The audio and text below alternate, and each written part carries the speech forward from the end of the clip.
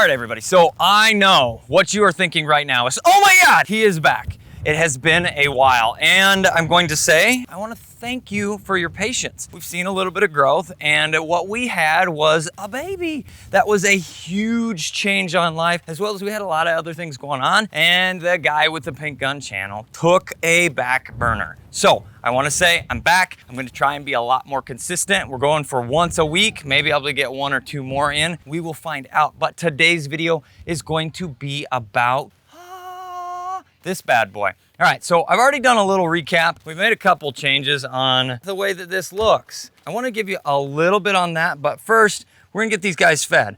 Got all this stuff prepped, and I want to show you this.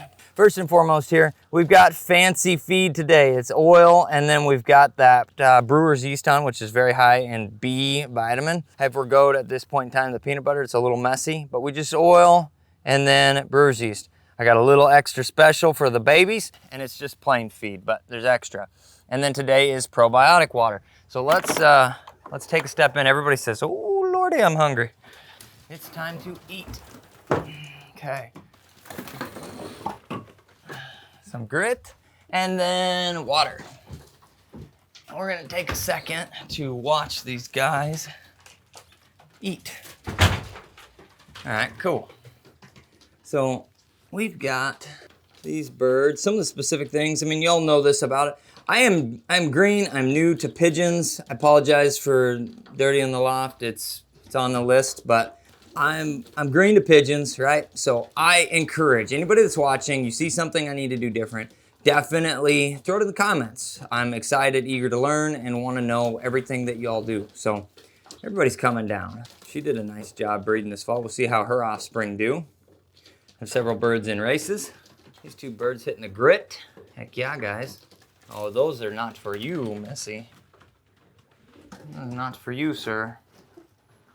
Those are sir, both cock birds. They're definitely happy in here.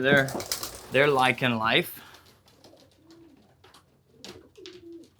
Okay, and again, probiotic water here. A little dripper. A couple things for the green folks. They say, is this a specific kind of pigeon water? Yes, it is. It's because it's dome topped, right? That keeps anybody from sitting on it, as well as there's not an outwardly exposed trough that allows for droppings, poop, to get in the water. This is cleaner. That's a bird bath. Today is bird bath day, and I'm gonna show you something that I found that's really, really cool.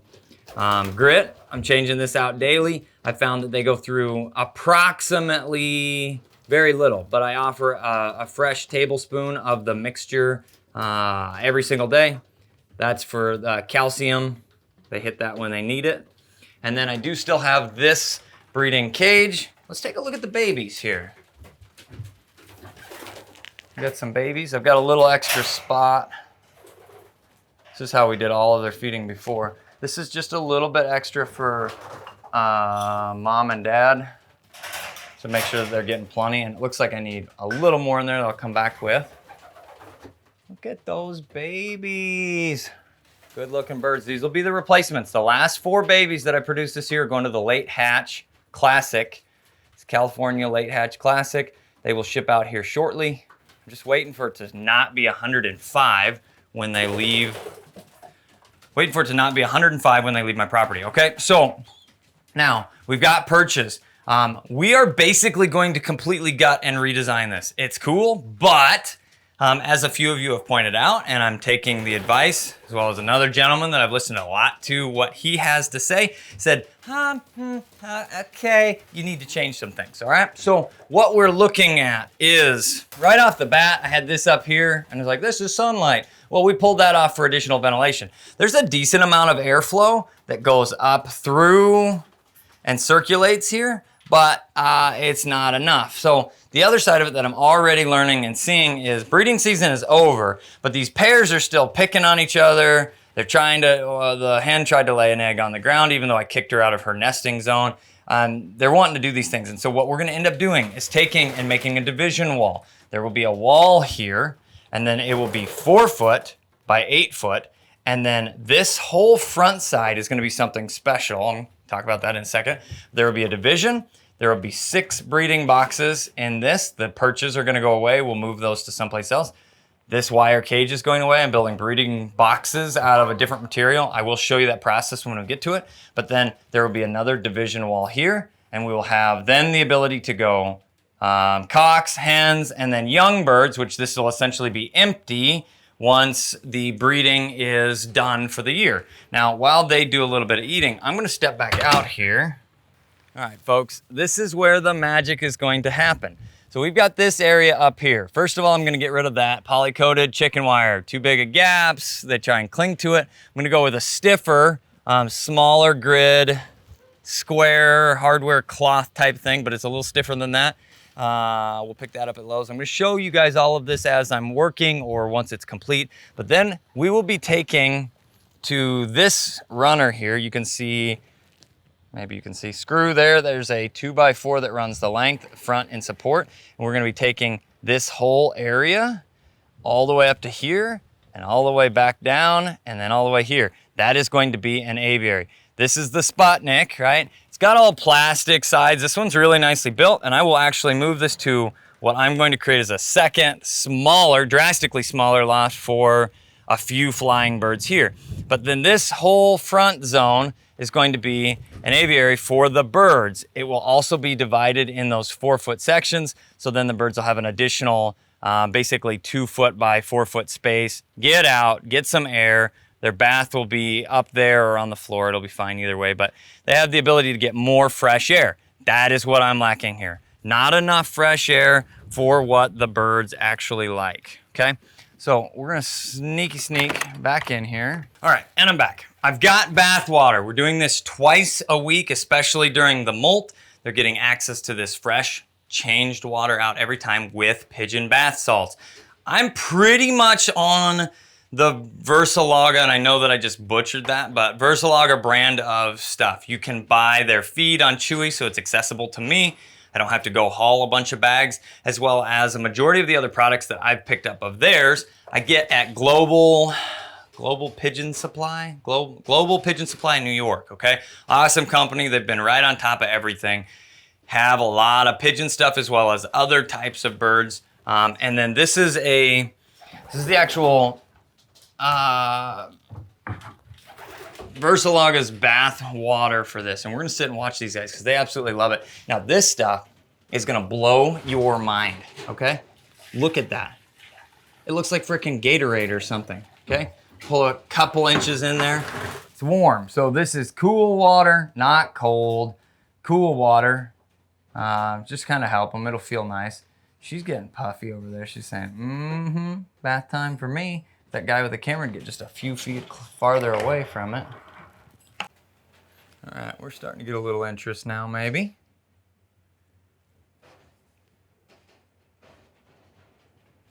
The thing that absolutely blows my mind of this bath water is just the color. It's just bath salts. The bath salts help, I believe, to condition coats, depending on exactly what's there.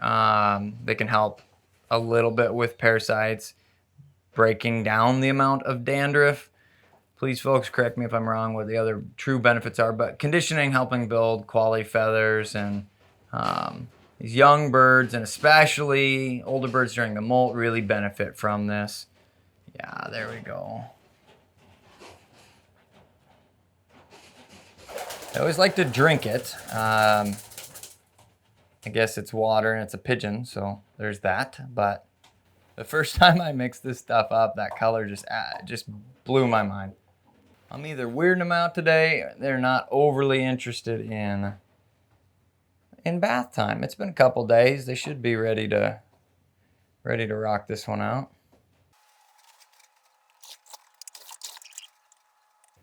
Curious little critter.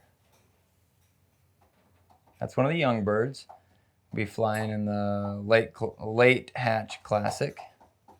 This little pair did a nice job too. That's what that young blue check there, and the other one that's hiding up here. Let's see if we can get a little closer to these guys. You can see them. These are the 4 young birds that are going off. These 2 blue bars, and then that little blue check, and I believe that's blue check. That's also blue check. A little darker that one is than the other, but my last 4 babies about ready to go.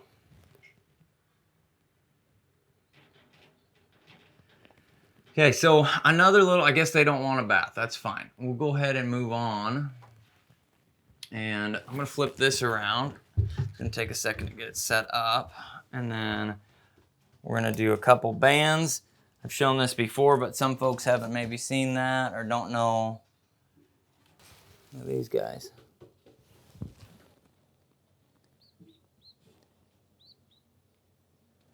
Go ahead and try and get that band here on. We're right in that realm where we're either maybe a day early or right on the edge.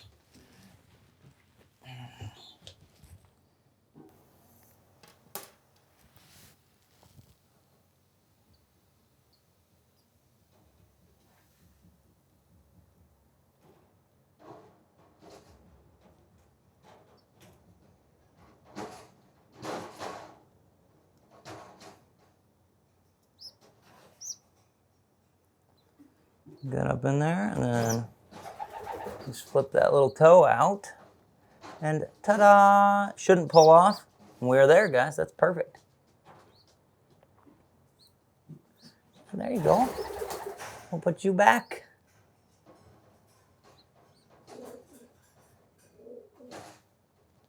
This little bird's hanging around here. We may try and fly it yet a little bit. May move into the flyer loft if we get that built. All right, next band here. Say hello to my little friend.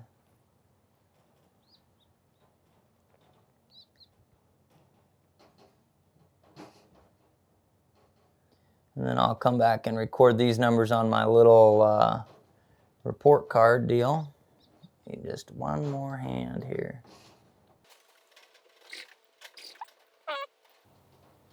This bird just a little bit bigger. I'm gonna have to get like a ballpoint pen works really well. I didn't think that I might have to go get something.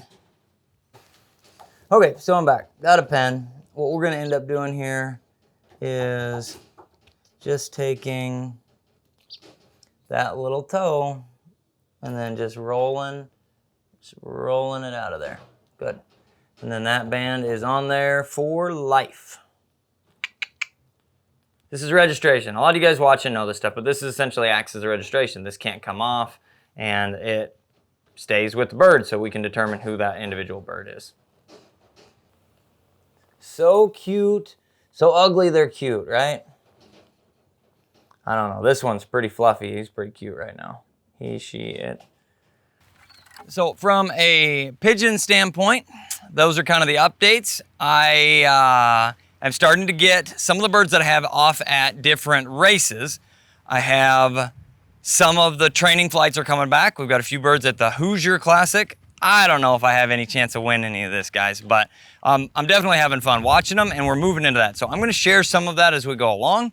But the other side of it is we're about ready to move into a different level, a different time of year for me, not different level, but different time of year for me, okay? So I'm gonna be moving from some of the summer stuff. I'm showing some of those activities, some of the pigeon stuff and the breeding, and then we're getting into hunting season. So there's gonna be guide life, a few of the hunting trips that I'm taking, and a lot of other cool stuff that'll be both hunting specific, as well as we'll have the opportunity to continue to show how my birds do. Most of the races are in October. The last race for these birds, the late hatch race, is actually in March. So lots of fun stuff coming up.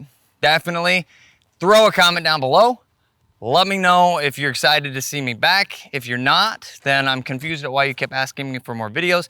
And we'll throw in some other shenanigans in there. Always, shenanigans are the best. Folks, I love you. We'll see you in the next video. Peace.